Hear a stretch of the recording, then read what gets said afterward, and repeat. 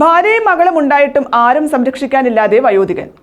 അടഞ്ഞുകിടന്ന വീടിന് മുൻവശത്ത് അവശനിലയിൽ കിടന്ന വയോധികനെ പോലീസ് സ്പെഷ്യൽ ബ്രാഞ്ച് സബ് ഇൻസ്പെക്ടറും ജീവകാരുണ്യ പ്രവർത്തകനും ചേർന്ന് അഗതി മന്ദിരത്തിലെത്തിച്ചു. അഞ്ചാലുമൂട്ടിലാണ് സംഭവം.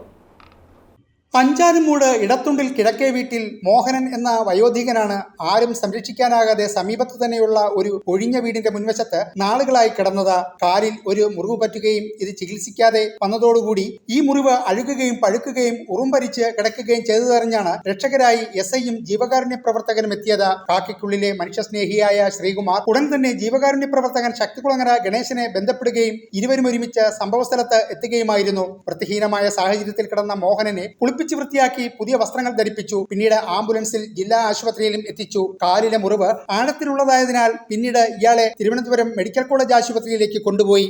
ഭാര്യയും ഏകമകളും മോഹനനെ കൈയൊഴിഞ്ഞ നിലയിലായിരുന്നു. ഭാര്യ മറ്റെവിടെയോ വീട്ടുജോലിക്ക് പോവുകയാണ്. മകളാകട്ടെ വിവാഹശേഷം മറ്റൊരു സ്ഥലത്താണ് താമസിക്കുന്നത്. ആരും തന്നെ ഇദ്ദേഹത്തെ തിരിഞ്ഞുപോലും നോക്കിയിരുന്നില്ല. നാളുകളായി ഭക്ഷണവും വെള്ളവുമില്ലാതെയാണ് മോഹനൻ കഴിഞ്ഞിരുന്നത്. ഒന്ന് എഴുന്നേറ്റ് നിൽക്കാൻ പോലും മോഹനന് കഴിഞ്ഞിരുന്നില്ല. നേരത്തെ ഒരു സ്കൂളിലെ ബസ് ക്ലീനറായി ജോലി നോക്കി വരികയായിരുന്നു ഇയാൾ. ഒഴിഞ്ഞുകിടക്കുന്ന വീടായതിനാൽ ആരും അറിയാതെ പോവുകയായിരുന്നു. പിന്നീട് ആരോ ഈ വീടിന് സമീപത്ത് എത്തിയപ്പോഴാണ് അദ്ദേഹത്തിന്റെ അവസ്ഥ ശ്രദ്ധയിൽപ്പെട്ടതും ഇവരെ അറിയിച്ചതും.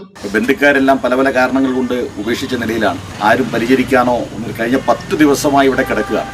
പരിസരവാസികളെ അറിയിച്ചതിനെ തുടർന്ന് ഇവിടുത്തെ തുറഫി റെസിഡൻസ് അസോസിയേഷൻ ഭാരവാഹികളും എല്ലാം ബന്ധപ്പെട്ട് നമ്മുടെ കൊല്ലത്തെ ഗണേശൻ, അതുപോലെ ശ്രീകുമാർ, അഞ്ചാലുമൂട് പോലീസ് സ്റ്റേഷനിലെ ഉദ്യോഗസ്ഥനായിരുന്ന CPO ആയിരുന്ന ശ്രീകുമാർ സാറോട് ബന്ധപ്പെടുകയും അങ്ങനെ ഗണേശൻ അടക്കം വരികയും ഇപ്പോൾ വളരെ വൃത്തിയാക്കി ഈ മോഹനനെ തിരുവനന്തപുരം മെഡിക്കൽ കോളേജിലേക്ക് കൊണ്ടുപോവുകയാണ്. News bureau, Kottiyam.